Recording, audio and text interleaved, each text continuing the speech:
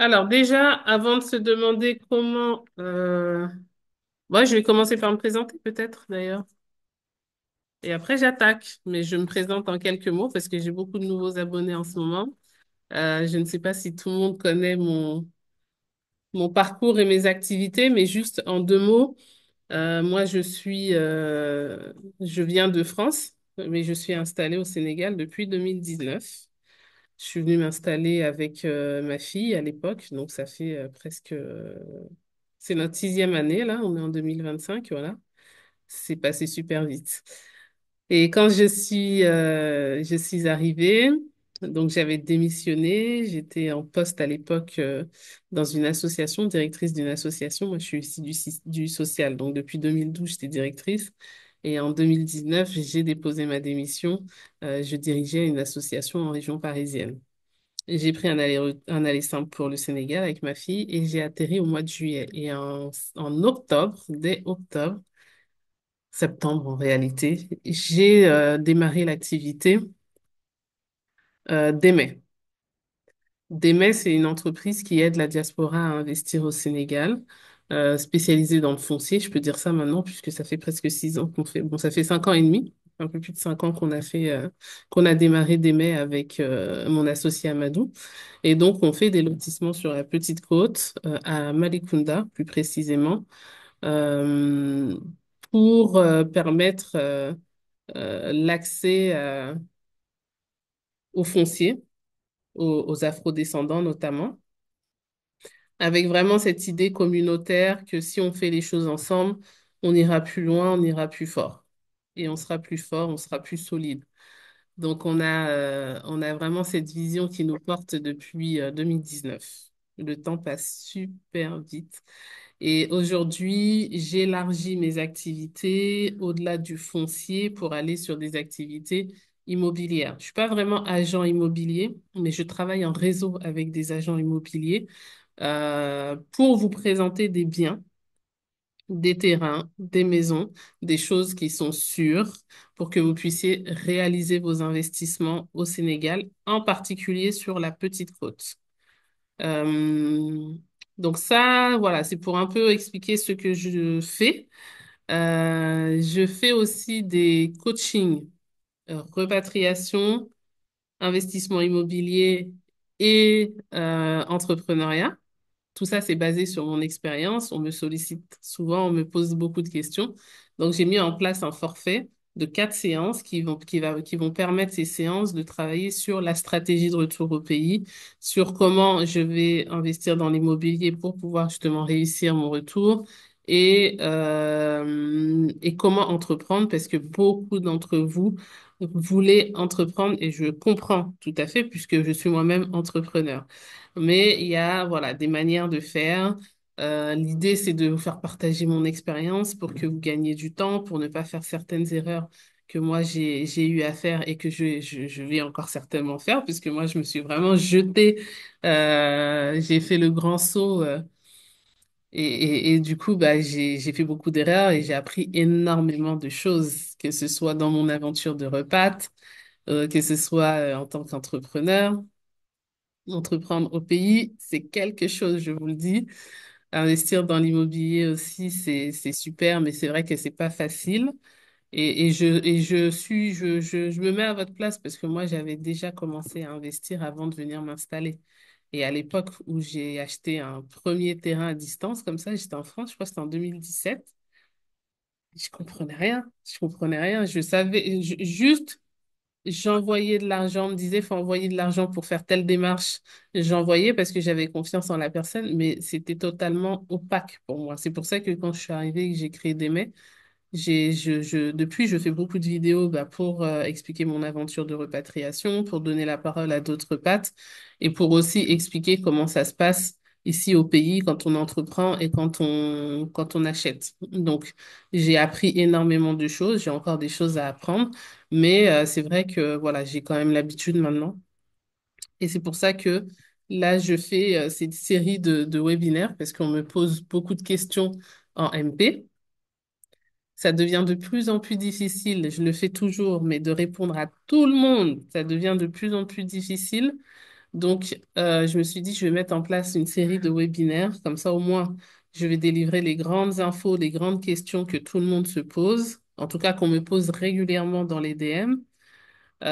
Et ensuite, voilà, pour ceux qui veulent vraiment du sur-mesure, qui veulent aller plus loin, qui veulent qu'on travaille sur leur projet, il faut prendre un coaching. Il n'y a pas de secret. Et je ne peux pas en DM analyser des documents, vous dire voilà ce qu'il faut faire. C'est impossible et j'ai de moins en moins de temps. Heureusement que j'ai une équipe qui m'aide. Donc voilà, quand j'essaye de tout faire et que j'y arrive pas, j'ai quand même des assistantes qui sont là aussi pour vous répondre parce que bah, c'est difficile. C'est difficile de prendre tout le monde en direct, même si je comprends que vous êtes là pour un temps, que vous voulez avoir des conseils, etc. Mais moi, je vis ici, je travaille du lundi au dimanche. Bref, je suis en train de prendre trop de temps là sur le webinaire, hein. On va démarrer. La question qu'on se pose aujourd'hui, c'est est-ce que acheter en délibération, c'est risqué? Pourquoi je pose cette question? Parce qu'il y a beaucoup de personnes qui me disent, oui, mais moi, je veux un TF. Il faut savoir que les TF au Sénégal, est-ce que c'est 10% même du foncier? C'est un produit rare. Bon, le bail, il y en a un petit peu plus, mais la majorité des terrains que vous allez trouver au Sénégal, ça va être des terrains en délibération. Donc, c'est important de comprendre c'est quoi les enjeux quand on achète un terrain en délibération. Donc, on me demande souvent ça. Et la problématique, c'est que en général, les gens qui veulent un TF n'ont pas le budget en plus qui va avec. Parce qu'il faut savoir, la semaine dernière, donc on a fait un webinaire sur le coût de l'immobilier. Je vais vous redonner des fourchettes de prix là aujourd'hui, mais un terrain en TF, c'est deux, voire trois fois le prix d'un terrain en délibération. Et là, je parle que du statut. Après, tu peux ajouter d'autres critères qui vont rajouter de la valeur au terrain, comme l'emplacement. Ça, c'est, il n'y a pas photo. Entre un terrain qui est pied dans l'eau et un terrain qui est en brousse, évidemment que le prix va pas être le même, même quand ce sera un TF. Ensuite, il y a la manière dont le terrain il est déjà investi ou viabilisé, etc. Il y a différents critères qui font que le prix du terrain, ils peuvent passer du simple au double, voire au quadruple. Je sais pas si c'est comme ça qu'on dit, mais vous me comprenez. Donc, il faut, quand on veut un terrain en TF, avoir le budget qui va avec. Et moi, je dis toujours, il y a différents horizons d'investissement. Il y a le court terme, il y a le moyen terme et il y a le long terme. Plus vous allez investir sur le long terme, plus vous allez augmenter la rentabilité de votre achat. D'accord? Parce que vous allez l'acheter beaucoup moins cher et que avec de la patience, parce que l'immobilier, c'est un investissement à long terme. Quand je dis immobilier, je parle aussi bien du foncier que des biens bâtis. Ce sont des investissements à long terme. Donc, vous avez intérêt d'avoir cette vision à long terme. Maintenant, si vous avez les moyens, le mieux, c'est bien sûr de mixer, d'avoir du court terme, du moyen terme et du long terme. Plus ou moins de liquidité. Parce que c'est vrai que quand on investit à long terme, on n'a pas beaucoup de liquidité sur son investissement, puisque c'est comme si on allait bloquer cet argent pendant peut-être 10 ans, on va dire. Mais cet argent qu'on va bloquer, c'est pas, il va pas dormir. Enfin, il va dormir, mais il va travailler. C'est-à-dire que vous allez dormir, mais l'investissement, il va travailler, puisque chaque année, votre terrain, il va prendre de la valeur. Donc, est-ce que c'est une bonne chose d'acheter en délibération? Quand on voit cette frise-là du court, moyen et long terme, bah, on comprend que oui, c'est intéressant. Parce que quand on va acheter un terrain en délibération, il va coûter beaucoup moins cher et donc il va travailler beaucoup plus sur le long terme. Alors, je commence déjà à m'éparpiller, donc je vais essayer de suivre mon plan quand même. Et d'abord revenir sur c'est quoi la délibération. Donc, une délibération, c'est la commune dans laquelle vous achetez votre terrain qui décide. Donc, il y a des commissions domaniales, il y a des commissions d'attribution dans les communes et qui vont dire que un tel est bien bénéficiaire de telle parcelle. Donc là, attention, quand le vendeur vous cède le terrain, vous avez sûrement entendu parler des attestations de cède, c'est pas le vendeur qui est en capacité, qui a l'autorité pour dire, tu es maintenant propriétaire. Lui, il te dit, je cède telle parcelle. Ah, il y a une mouche là. Et donc, toi, tu vas en mairie et la mairie va dire oui, effectivement. Et donc, elle va te donner un acte administratif qui va être un document qui va être signé par le maire et contresigné par le sous-préfet, qui va dire que, effectivement, un tel est bien attributaire de telle parcelle dans telle commune sur tel lotissement. Ensuite, on a le bail. Donc, le bail, là, c'est un autre niveau d'acquisition. Hop.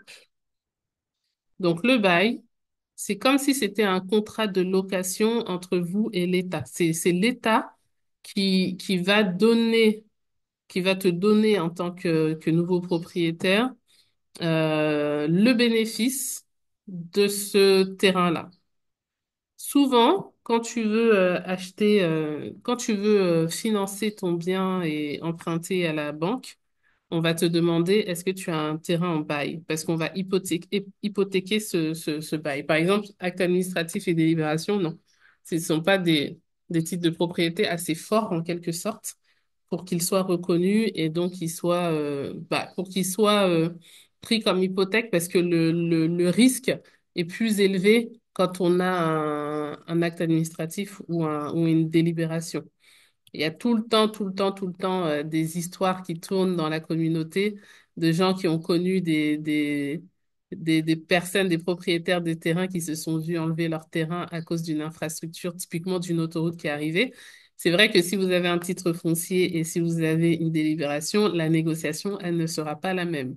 Donc, effectivement, c'est toujours intéressant d'aller chercher quand même son bail et après, plus tard, son titre foncier. Bon, j'espère que je m'égare pas là.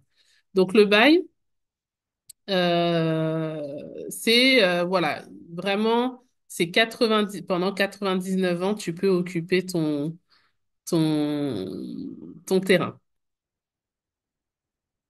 Et c'est l'État qui le donne. La délibération et l'acte administratif, c'est au niveau de la mairie. Tu es attributaire. Le bail, c'est au niveau de l'État, tu es bénéficiaire. Tu payes une taxe d'ailleurs quand tu as un bail, hein. La taxe, elle se calcule en fonction du secteur et de la surface de ton terrain. Et ensuite, il y a bien sûr le fameux titre foncier, celui qu'on veut tous sur nos terrains. Donc là, voilà, là, tu es propriétaire définitif de ton terrain. D'accord? C'est l'État qui atteste de ton statut de propriétaire sur ton terrain. Donc maintenant qu'on sait c'est quoi ces différents documents et qu'on a vu que la délibération, en fait, c'était le niveau le plus bas, le plus faible de de ces statuts de propriété, on peut voir comment est-ce qu'on va pouvoir réduire le risque d'arnaque quand on achète un terrain en délibération. Parce que bien évidemment, si vous avez la possibilité d'acheter en titre foncier, faites-le. Si vous avez la possibilité d'acheter en bail, faites-le. Mais si vous n'avez pas un gros budget que vous voulez quand même investir, achetez en délibération, il n'y a pas de problème. Là où il va falloir faire attention, c'est de vérifier que le terrain, le vendeur, est bien le propriétaire du terrain.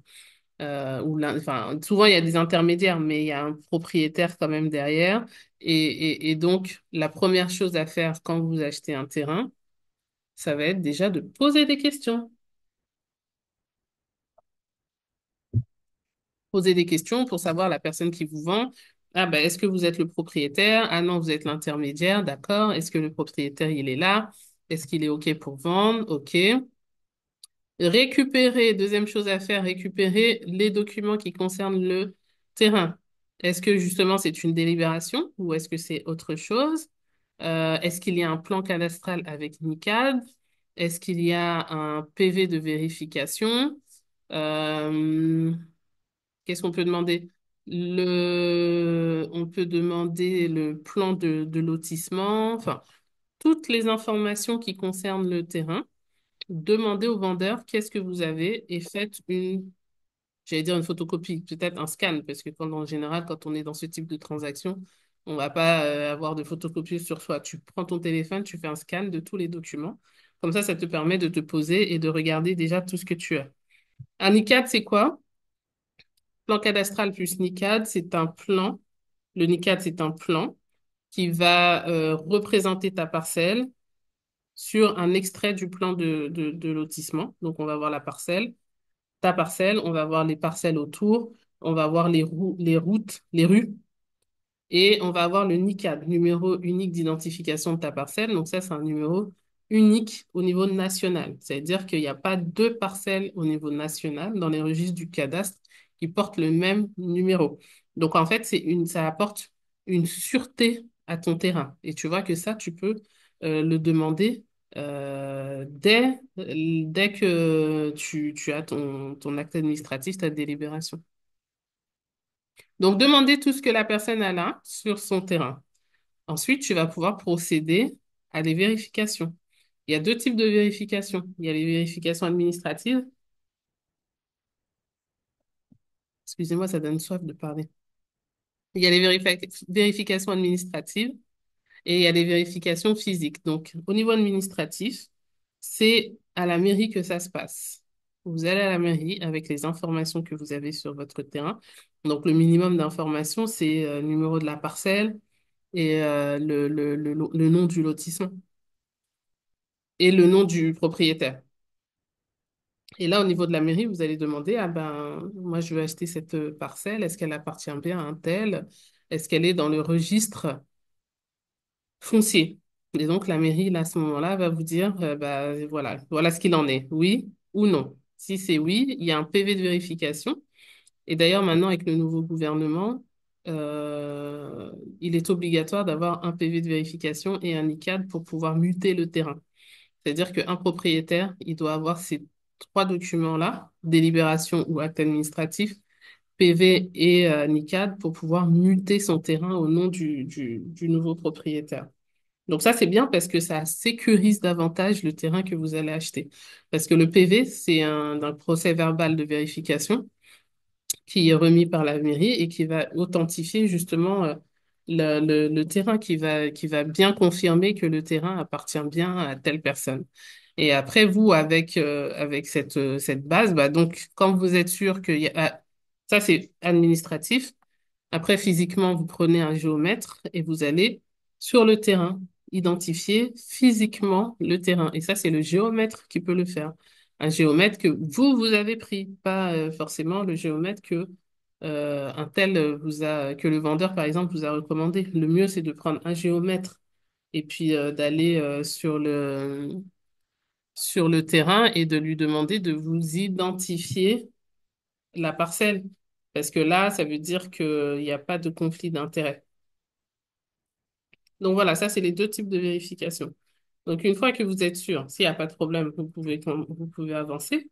Vous allez formaliser, bien sûr, l'achat, donc soit avec un acte de vente ou un acte de cession ou un contrat quand vous passez par une entreprise.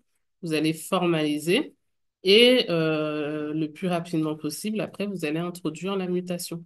Ce qui fait que vous avez suivi votre dossier de la base quand il était déjà aux mains de l'ancien vendeur jusqu'à ce que vous ayez votre titre de propriété, votre acte administratif. Et du coup, je vous conseille de rester en contact avec le vendeur jusqu'à ce que ce soit fait. Parce que si jamais il y a une problématique dans le processus, par exemple, à mon niveau, au niveau de DME, il y a des retards. Eh ben, il y a je peux retourner en mairie pour redéposer le dossier, pour checker, machin et tout, en tant que vendeuse. Et donc, j'assure ces démarches-là pour mes clients. Parce que pour faire une demande de mutation, ben, il faut que le vendeur il soit dans l'équation. Donc, c'est toujours important de garder le contact avec le vendeur jusqu'à ce que tout soit OK.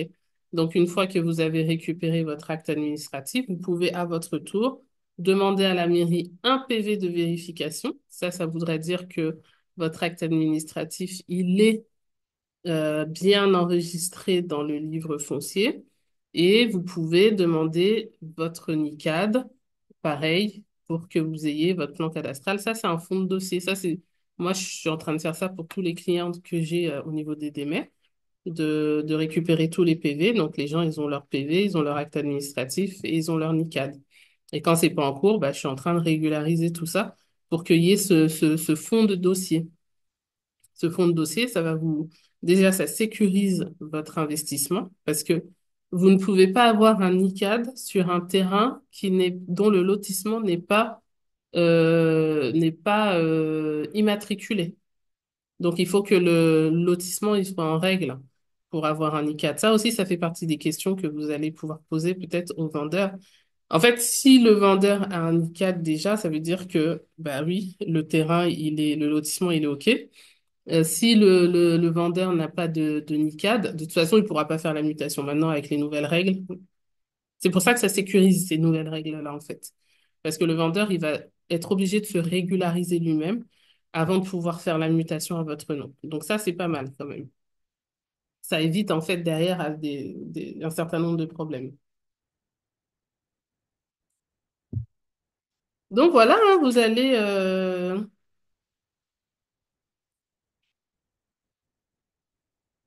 donc voilà, maintenant, vous avez votre acte administratif. Eh ben, commencez à faire les démarches tranquillement. Parce que ce qui est intéressant, c'est que vous allez acheter un terrain pas cher, surtout si vous l'achetez dans une zone qui n'est pas encore développée. C'est encore plus intéressant parce que le tarif, il va être bas et c'est vous qui allez apporter de la valeur à votre terrain justement en faisant ces dossiers administratifs-là. Donc, ça va apporter de la valeur. Et puis, le développement de la zone aussi va apporter de la valeur, bien évidemment. L'arrivée des infrastructures, le développement, quand il y a des personnes qui vont commencer à construire, etc., ça va se développer. Nous, au niveau de Malicounda, j'aimerais bien qu'on puisse cette année au moins commencer les clôtures, au moins commencer à déposer les dossiers de permis de construire pour ceux qui veulent construire. Parce que pour le permis de construire, pour demander un permis de construire, vous allez avoir besoin de tout ce que je viens de vous dire là. Acte administratif, NICAD, PV de vérification, entre autres. Et vous allez déposer une demande de bail. Vous allez laisser courir la demande de bail. Et avec le récépissé de la demande de bail, vous allez pouvoir demander un permis de construire. Ça veut dire que votre terrain, vous allez pouvoir l'exploiter même si vous n'avez pas le bail, même si vous n'avez pas encore le TF. Parce que ce sont des démarches qui prennent énormément de temps. Mais entre-temps, si vous voulez, eh ben, vous pouvez clôturer et vous pouvez même construire. Donc, il y a pas de problème. Donc voilà, hein, c'est comme ça qu'on peut réduire le risque d'arnaque. C'est en menant une enquête physique, administrative du terrain avant d'acheter. Maintenant, on peut voir c'est quoi l'intérêt d'acheter un terrain en délibération. Ben, je pense que je l'ai un petit peu quand même dit depuis tout à l'heure.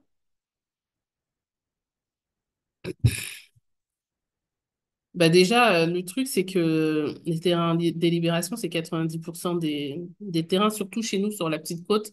On est dans des communes rurales, donc c'est beaucoup de délibération dans ce type de commune-là, ce type de terrain.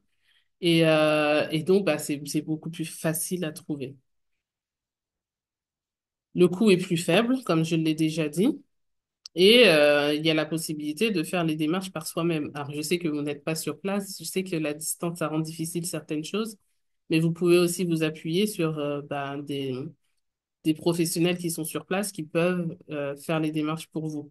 Attention, je dis des professionnels qui sont sur place. Il y a beaucoup d'informels dans le secteur immobilier. Il y a beaucoup d'informels tout court au pays, on le sait tous. Faites très attention. L'informel, c'est vrai que ça va coûter moins cher, mais le risque, il va peut-être être plus élevé que si vous passez par une structure qui a intérêt, en fait, d'être carré dans ce qu'elle fait. Moi, j'ai fait un peu, en général, c'est surtout mes clients, les personnes que je coach pour qui je régularise ou je fais des diagnostics sur les terrains. parce que ce sont déjà mes clients, mais après les nouveaux clients, je vais plutôt les orienter vers une partenaire de confiance parce que ou un partenaire de confiance, j'en ai deux, parce que, euh, parce que j'ai pas le temps de m'en occuper tout simplement. Mais c'est important de le faire, c'est important de vous poser, de regarder ce que vous avez comme papier sur sur vos terrains, de ne pas désespérer si vous voyez que tout ce que je vous ai dit, vous les avez pas, c'est par manque de connaissances, mais sachez que on peut tout régulariser. Bon, je fais attention à ce que je dis parce que s'il y a des gros problèmes, bah, ça peut pas se régulariser. Mais souvent, en fait, c'est des gens qui ont acheté, qui n'ont pas fait les démarches parce qu'ils pensaient qu'avoir un acte administratif, un acte de vente, c'était suffisant ou quoi que ce soit.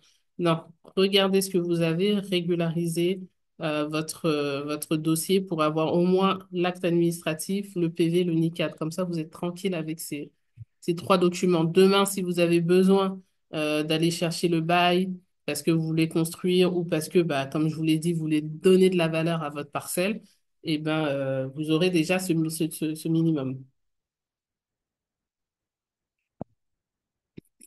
Prenez le temps. Prenez le temps de faire les démarches tranquillement, sans se mettre la pression. C'est un investissement à long terme. Donc, allez-y étape par étape. Ah oui, je voulais vous redonner quelques fourchettes de prix que j'ai données la semaine dernière, là, dans le webinaire sur le coût de l'immobilier, sur des terrains, en fonction de leur statut et en fonction du secteur. Alors, je reviens sur mes notions de court terme, moyen terme, long terme, ou alors ce que j'appelle aussi des zones d'avenir pour le long terme. C'est typiquement les investissements qu'on fait à Malikunda. C'est-à-dire que là, vous allez avoir des parcelles à 5 millions entre 5 et 10 millions de francs CFA. Donc, 7 000, 8 000, 15 000 euros. Là, on est sur des zones d'avenir. C'est-à-dire que c'est pas hyper développé, mais les infrastructures arrivent, voire sont déjà opérationnelles. Et là, on va être sur des tarifs au mètre carré à 16 000, 20 000 francs le mètre carré. D'accord? Quand vous êtes dans une zone qui est en plein essor, en plein boom comme Guérin, là, vous allez être sur des tarifs entre 30 000 et 35 000 francs le mètre carré. Les tarifs sont en train d'évoluer à une vitesse folle au niveau de Nguérine. Quand vous êtes dans une zone qui est déjà habitée, par exemple Somone, Ngaparou, Sali, bon, Nguérine aussi, hein, c'est déjà habité, mais on est encore en développement alors que Somone et compagnie, c'est des stations balnéaires que tout le monde connaît par cœur maintenant. Là, on va être à partir de 50 000 francs le mètre carré. Et quand je dis 50 000 francs le mètre carré, c'est pour un terrain qui est en délibération. C'est pour un terrain qui est dans le village. Si vous vous approchez de la mer, vous pouvez doubler le prix. S'il y a un titre foncier, vous pouvez tripler le prix.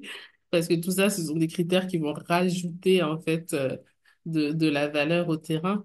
Là, j'ai fait des visites avec un client, c'était jeudi, si je me trompe pas. On est parti voir un super terrain en TF, un des rares à Saumon, pas loin de la lagune. On est à 165 000 francs le mètre carré. Et ça, c'est un tarif raisonnable. Tu vas trouver d'autres vendeurs en TF qui vont te sortir du 300 000 francs le mètre carré. Donc, vous voyez, c'est utiliser ces fourchettes de prix, en fait, pour savoir ce que vous voulez, parce que on ne peut pas tout avoir, sauf si on a un budget illimité, mais sinon, voilà, si on a 10 000 euros, 15 000 euros, 20 000 euros, ben, on peut pas réunir tous les critères. On peut pas avoir un TF, avoir de la surface, 600 mètres carrés, et être pied dans l'eau. Voilà, faut vraiment savoir qu'en fonction de votre budget, il y a des terrains qui vont vous être accessibles et d'autres non. Est-ce que ça veut dire qu'il ne faut pas se lancer? Absolument pas. Ça veut dire qu'il faut se lancer dans des terrains qui sont accessibles à votre portefeuille en prenant les précautions dont je viens de vous parler, tout simplement.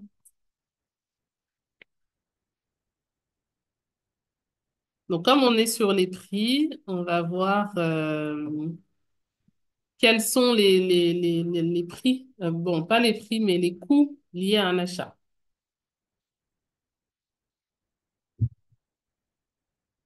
Quand vous achetez une parcelle, certes, vous achetez la parcelle, mais derrière, il y a des démarches administratives à faire, donc ça coûte de l'argent. C'est pas, ça coûte pas, enfin, vous n'allez pas mettre le même prix dans les démarches que dans le terrain, mais il faut prévoir quand même une petite enveloppe, peut-être 1 000 € pour faire vos démarches administratives. Ça dépend ce que vous allez avoir à faire comme démarche, mais voilà, il faut prévoir cette enveloppe-là, de se dire, OK, j'aurai des papiers à faire, donc je garde un petit peu d'argent de côté. Quand il y aura telle et telle démarche à faire, ce sera plus facile de sortir 100 €, 300 €, etc., etc.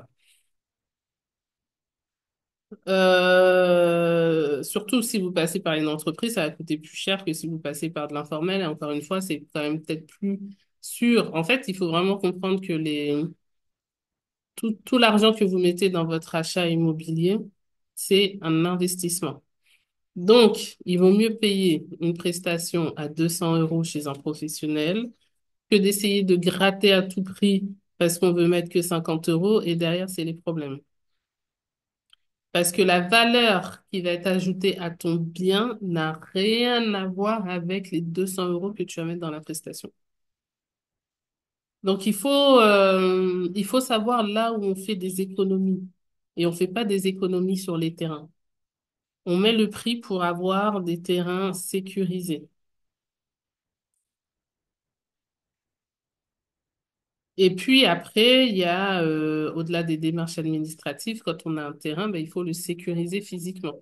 Alors c'est vrai que on va, par exemple, au niveau de Malicounda Diaspora, on propose des terrains avec les onglettes et le panneau. Ça, c'est le strict minimum. Maintenant, vous pouvez clôturer. Donc clôturer aussi, ça a un coût en fonction de la taille de votre terrain. Et le coût, c'est pas 500 €, c'est pas 500 € une clôture, hein. C'est 3 000, 4 000 €. Je le dis parce que il y a des gens qui ont l'impression qu'avec quelques centaines d'euros, ils vont avoir une clôture. En fait, une clôture, bah, c'est de la maçonnerie, c'est de la main-d'œuvre, c'est des compétences. Les gens se déplacent, il y a de la matière première.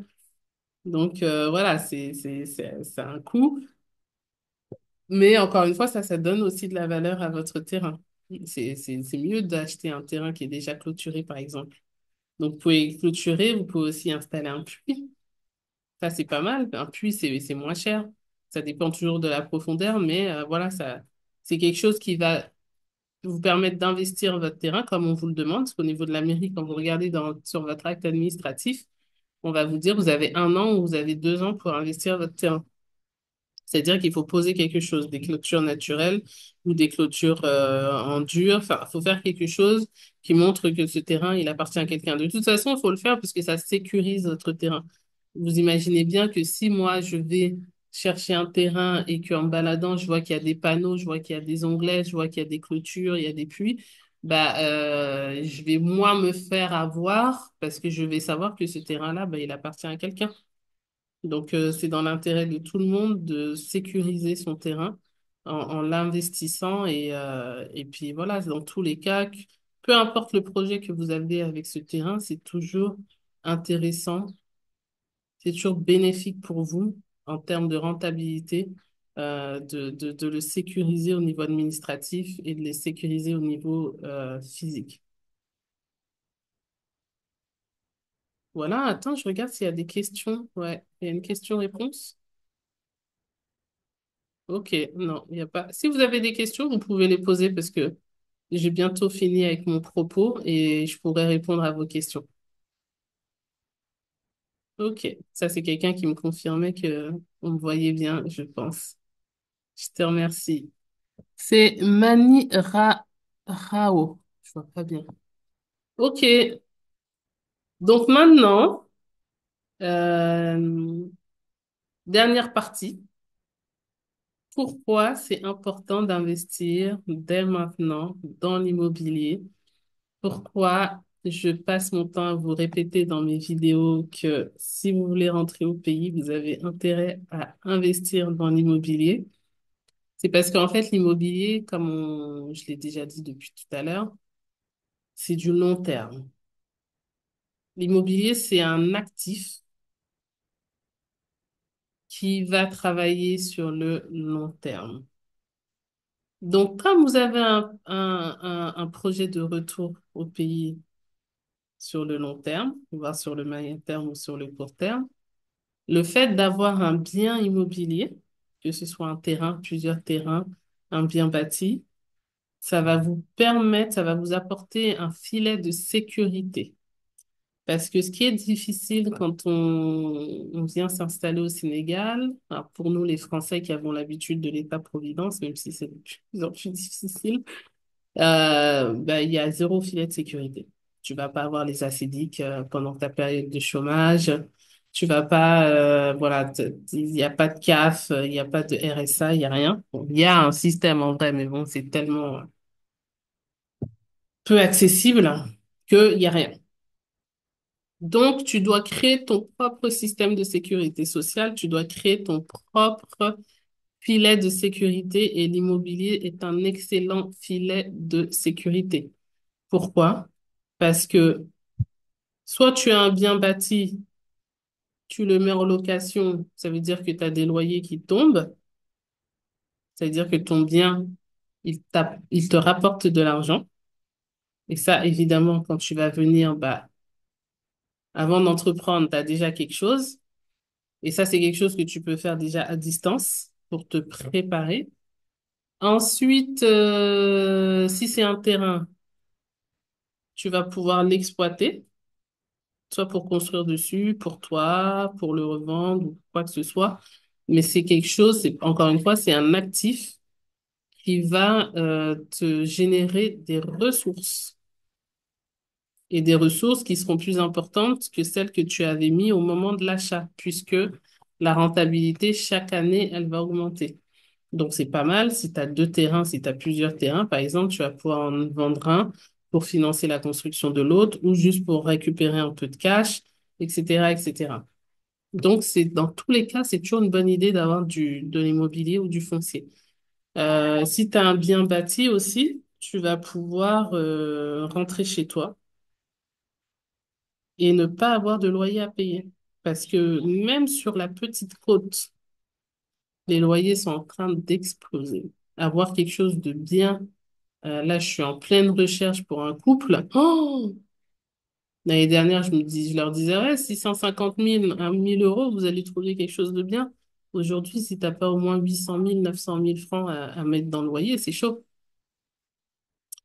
Donc, tu te rends compte que avoir un bien, bah, en tant que futur repas, tu peux potentiellement ne pas avoir de loyer à payer. Et ça, bah, dans le porte-monnaie, ça fait du bien dans ton budget. Et en tant que propriétaire, tu peux toucher des loyers qui sont très intéressants en location courte durée, mais aussi en location longue durée. Puisque si tu as un bien de bonne qualité, bien décoré, avec des belles finitions, faites les choses bien par pitié. C'est pas la peine de faire des trucs gigantesques, faites des choses bien. Et là, vous pourrez en tirer un loyer très correct. Et ça sera un sacré filet de sécurité. Donc, c'est pour ça qu'il faut dès à présent investir dans l'immobilier. Et l'immobilier, de toute façon, si vous vous intéressez à l'immobilier, si vous vous intéressez à l'éducation financière, à tout ce qui est entrepreneuriat, vous aurez compris depuis longtemps que l'immobilier, c'est un des piliers de la richesse. Toutes les personnes riches de ce bas monde ont investi dans l'immobilier. Ce n'est pas pour rien. Je dis pas que vous allez devenir riche parce que vous aurez un ou deux biens, mais je dis que ça peut constituer un vrai filet de sécurité. Donc voilà, les amis, c'est important. Investissez, sécurisez vos investissements et ça va très bien se passer. Alors, je prends les questions.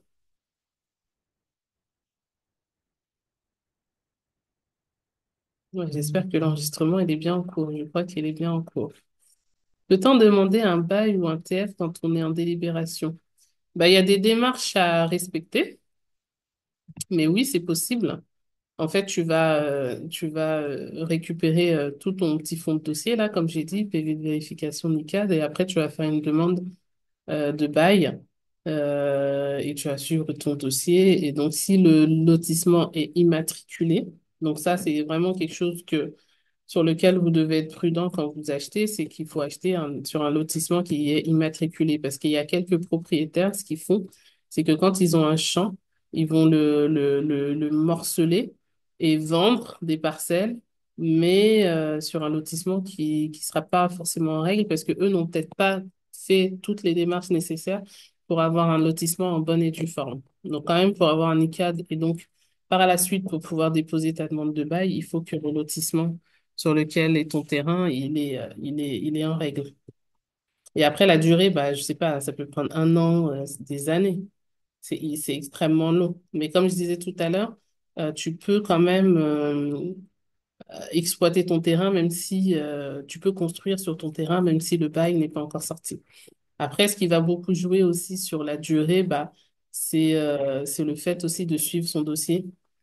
Il va falloir aussi être extrêmement présent. Moi, je sais que j'avais déposé une demande de bail depuis 2017. Enfin, j'avais fait faire parce que je n'étais pas sur place. Mais même étant sur place, vu que je ne m'occupe pas de mes dossiers personnels parce que j'ai pas le temps, et ben les trucs ils dorment, hein. J'ai toujours pas mon bail, ça fait des années.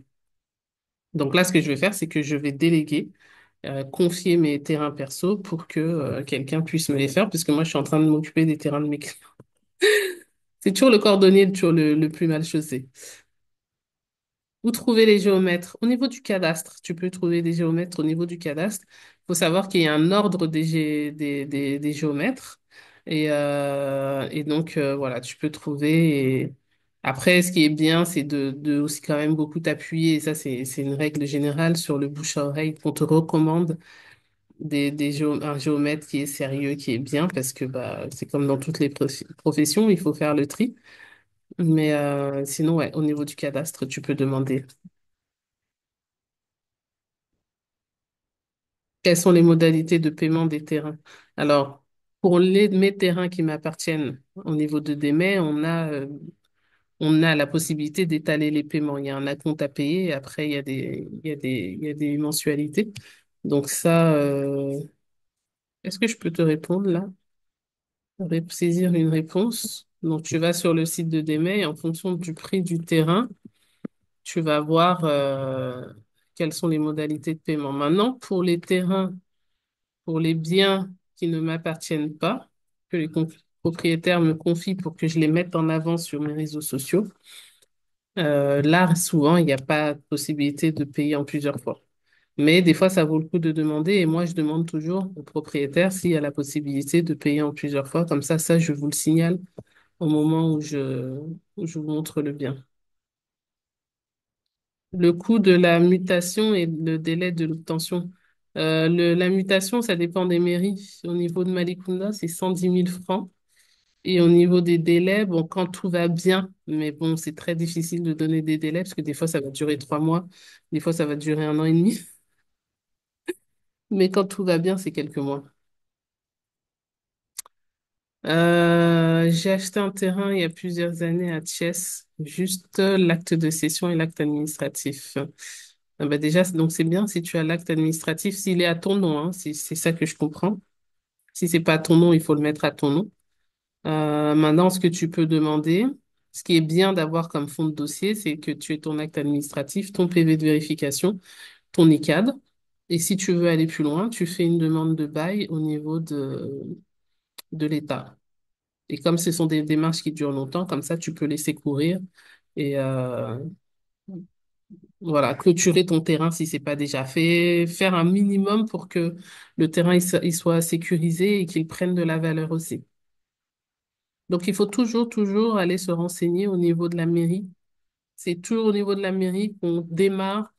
Et après, bah, si c'est pas là, en fait, les gens de la mairie vont facilement aussi t'orienter parce que c'est très difficile. Il y a plein de papiers, il y a plein de subtilités, etc.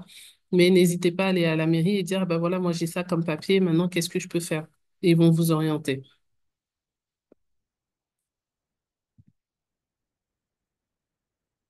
Que pensez-vous des terrains qui se trouvent à Grand-Saumon? J'en ai trouvé à 7 millions. Alors, je sais pas c'est quelle zone, Grand Saumon, honnêtement. C'est vrai que j'habite à la Saumone, mais je sais pas c'est quelle zone. Si tu peux me préciser. 7 millions. Faut faire attention quand le prix il est très bas. Il faut faire attention et faire les vérifications dont je vous ai parlé là.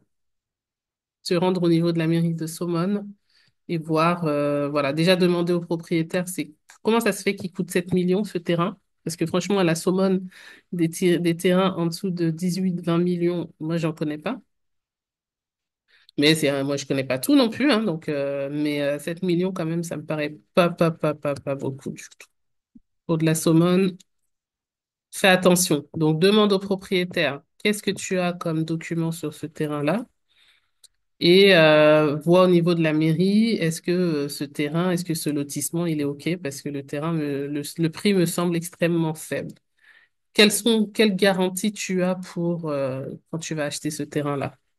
Attention au prix trop faible, hein. Des fois, quand c'est trop beau, c'est que c'est pas vrai. TF Buy, ça concerne aussi les terrains agricoles. Ah, bonne question, j'ai pas parlé des terrains agricoles aujourd'hui. En fait, il y a des... Oui, ça concerne aussi les terrains agricoles. Alors, surtout au niveau de la délibération. Sur la délibération, ça va être indiqué quand c'est à usage d'habitation et quand c'est à usage agricole. Donc, effectivement, ça, c'est aussi des questions à poser. Si vous achetez un champ, est-ce que ce champ, vous allez pouvoir l'exploiter pour faire de l'habitation?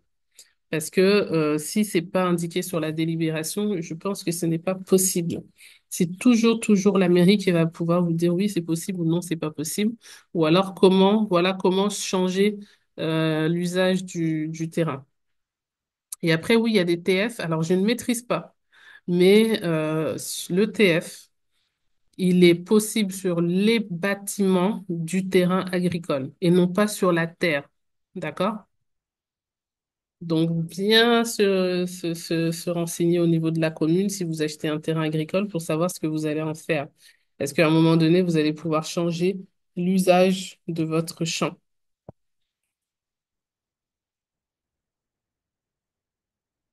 Alors, non, je vous mets l'adresse mail de mon assistante, tiens, une de mes assistantes.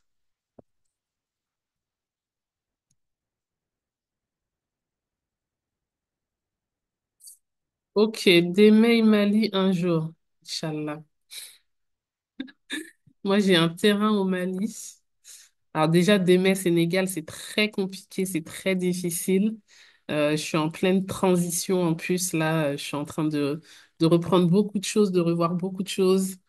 Donc si déjà tu fais partie de la communauté Malicounda Diaspora, je vais bientôt vous écrire, on va se faire une petite réunion, là. Ça fait un bail que j'ai pas réuni tout le monde en ligne pour voir les perspectives là sur cette année, ce que je suis en train de faire et puis ce que je vais continuer de faire sur cette année. Donc c'est déjà énormément de boulot et c'est un business, faut être sur place. Donc aller au Mali, ça veut dire apprendre toute la réglementation au Mali, comment ça se passe. Moi, j'ai un terrain, il me reste un terrain au Mali que ma mère m'avait acheté. Ma mère, elle avait acheté plein de terrains à l'époque. Elle s'est fait arnaquer par des sociétés qui avaient vendu plusieurs fois les terrains, patati patata, une histoire que vous connaissez tous par cœur.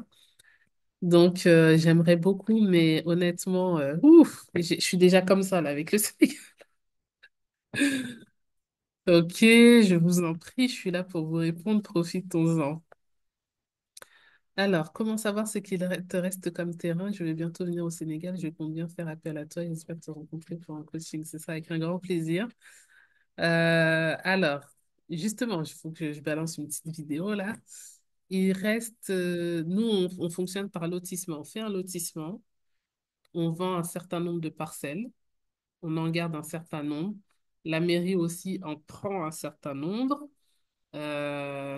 Et donc, quand ce lotissement-là, il est fini, qu'on a fini de vendre, on fait un autre lotissement. Donc, aujourd'hui, il me reste deux parcelles sur le dernier lotissement de Pointe-Sarène. Et c'est cette vidéo justement que je vais envoyer. Donc, dépêchez-vous de prendre ces parcelles-là, puisque je ne sais pas après justement quand est-ce que je ferai un nouveau lotissement, parce que je suis en train de déjà de reconstituer pas mal de dossiers administratifs de mes clients. Je suis en train de faire un gros travail de fond qui fait que bah, je me suis dit, je vais pas refaire tout de suite un nouveau lotissement à Pointe-Sarène. Et en tout cas, le prochain, je vais travailler différemment. Donc là, il me reste deux sur Pointe-Sarène. Et il en reste 3, 5, 7, je crois, sur Malicounda Diaspora.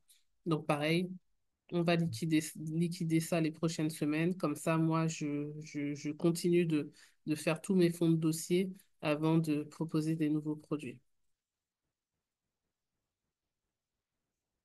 Comment savoir si le terrain est inondable? Un prix de terrain au Lac Rose. 300 mètres carrés pour alors combien? Il y a combien de zéros là? 10 millions? Lac Rose, honnêtement, je ne connais pas, je ne maîtrise pas. On m'a déjà envoyé des documents. Alors attends, combien ils étaient ces terrains-là? Au Lac Rose. Je crois qu'il m'avait mis le prix dans un vocal, je l'ai pas le prix là. Donc, je vais pas répondre sur la Crause parce que je n'y connais rien. C'est pas un secteur que je maîtrise.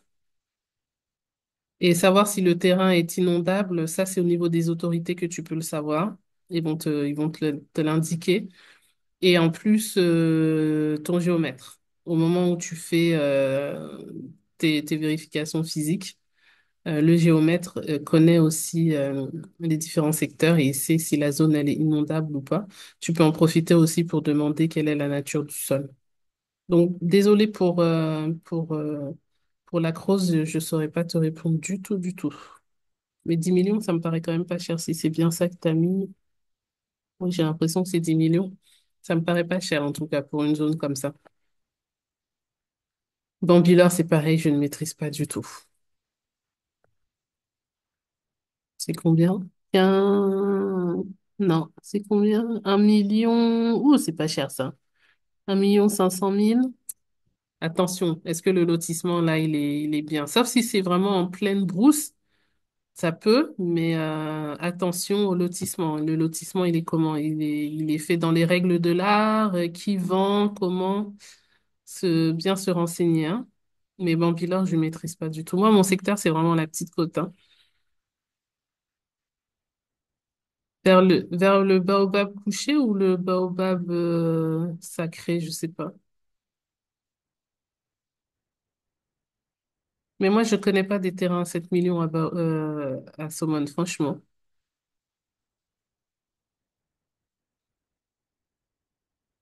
Pour la demande de bail, tu vas au niveau du cadastre. Et après, le dossier, en fait, le dossier que tu vas constituer, il va se promener dans différents services de l'État.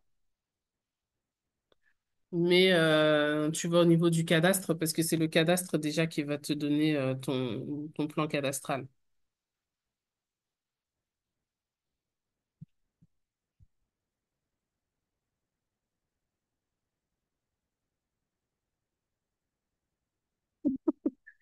Alors, un webinaire sur les terrains agricoles pour bientôt, oui, pourquoi pas? Et c'est une bonne idée parce que je pourrais même faire ça, alors pas avec Ablaiso parce que je travaille plus avec lui, mais j'ai un ingénieur en génie civil là qui s'occupe de notre ferme collective, donc je pourrais même lui proposer qu'on fasse un webinaire spécifiquement sur les terrains agro. C'est pas ce que je maîtrise le plus.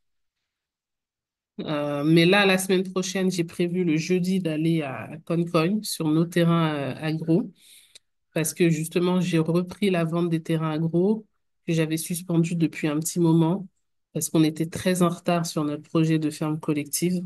Et donc, pour éviter d'accumuler encore du retard, j'avais dit stop, on ne vend plus de terrain agro tant que ça, c'est pas dans les clous. Donc, on a commencé l'année dernière. C'est en cours, ça se passe bien. Là, je vais y aller la semaine prochaine, le jeudi, pour checker. Ça fait longtemps que je suis pas allée sur le terrain pour discuter avec l'ingénieur et les équipes qui sont sur place, pour faire des vidéos et tout. Et donc, c'est pour ça que là, ouais, j'ai dit, c'est bon, on peut reprendre la vente des terrains agro parce qu'on avait beaucoup de demandes. Donc, je vais me le noter et à l'occasion, on fera un webinaire sur l'agro parce que ça, c'est un gros morceau aussi, hein. Faut être bien accompagné. C'est pour ça que même en reprenant la vente des terrains, là, j'ai vraiment j'ai impliqué l'ingénieur parce que je lui ai dit si les gens achètent un terrain nu, il faut que demain, ils aient la possibilité de se faire accompagner pour l'exploiter. de se faire accompagner pour mettre en place un mini forage, pour savoir quoi faire avec ce terrain, qu'est-ce qui est un business plan, etc. Donc je suis contente. Je suis contente qu'on puisse reprendre. C'était important, mais je voulais pas cumuler plus de retard. Le foncier, c'est pas évident. Franchement, c'est pas évident parce que sur le papier, ben, il y a telle et telle étape à respecter, mais en réalité, c'est long, c'est un peu difficile. Donc, des fois, il faut savoir lever le pied pour mieux revenir. Donc, merci pour la confiance et bientôt, je serai sur le terrain agro. Je vous ferai des petites vidéos sympas. Pour l'achat de maisons déjà construites, possibilité de paiement plusieurs fois comme pour les terrains. Moi, je n'ai pas personnellement de maison à vendre. Donc, là, je sais qu'il y a un propriétaire qui m'a confié, enfin, quand je dis m'a confié, moi, je mets en avant les biens des propriétaires grâce à la vidéo, grâce à mes réseaux sociaux. Et je travaille en particulier avec un agent immobilier qui, lui, euh, va faire tout le travail administratif et tout ça. Mais il y a un propriétaire qui était OK pour prendre un paiement plusieurs fois, mais c'est trois, quatre grosses mensualités. Donc, sur une maison qui coûtait 80 millions, voilà, il avait dit en 3 fois, c'est possible. Donc, il faut quand même avoir les reins solides. Par contre, je vous le dis, je vous proposerai, moi, bientôt, si Dieu le veut, des appartements à acheter. Et là, je ne sais pas encore quelles seront les modalités de paiement. Ce sera jamais échelonné comme les terrains parce que ça demande beaucoup trop de fonds. Mais il y aura de la pré-réservation. Ce sera de la vente sur plan et il y aura la possibilité de pré-réserver avec un acompte et ensuite de faire en plusieurs fois. C'est très tôt pour en parler parce que je suis encore en train de travailler sur le projet avec l'architecte. Mais voilà, ça sera possible dans quelques mois, j'espère, si Dieu le veut. Est-ce que j'ai d'autres questions? Non, je crois qu'il n'y a pas d'autres questions. J'ai essayé de répondre à toutes vos questions. Ce qu'il faudrait que je fasse, est-ce que j'ai là les infos sur la demande de bail? Pour vous dire, la liste, non, je ne l'ai pas ici. Je vous ferai ça sur les réseaux sociaux.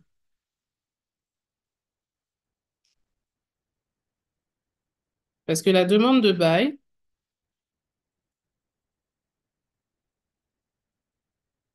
comme je disais tout à l'heure, en fait, c'est un dossier qu'on monte 7 fois et qui va dans différents services. Donc, je crois que c'est pour répondre à Isata, peut-être. Je vous mettrai ça à l'occasion sur les réseaux sociaux. Il y a une commission, en fait, qui se réunit et cette commission, en fait, elle concerne différents services et c'est ça que j'aimerais vous donner comme information, mais que je ne connais pas par cœur. Et c'est pas dans mon téléphone, donc je vous le redonnerai à l'occasion. Les amis, je vous remercie d'avoir assisté les projets en commun sur les terrains agricoles.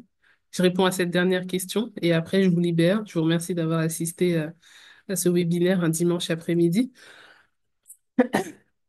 Il y en aura d'autres. Jusqu'au mai-juin, j'ai prévu là, avant de faire pas une coupure, mais de lever de pied cet été, j'ai prévu plusieurs webinaires sur différents sujets qui vont beaucoup vous intéresser.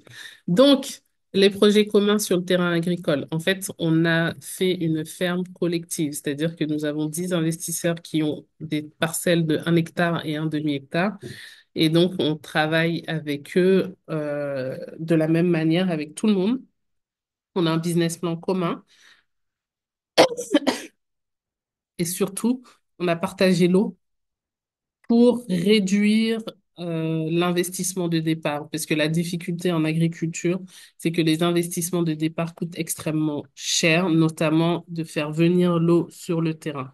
Et donc, le fait d'être 10 investisseurs, bah forcément, un forage, au lieu d'acheter ton forage 12 millions à toi tout seul, bah, tu divises par 10, tu comprends tout de suite. Après, il y a des installations qui sont individuelles, mais tout ce qui a pu être mis en commun a été mis en commun.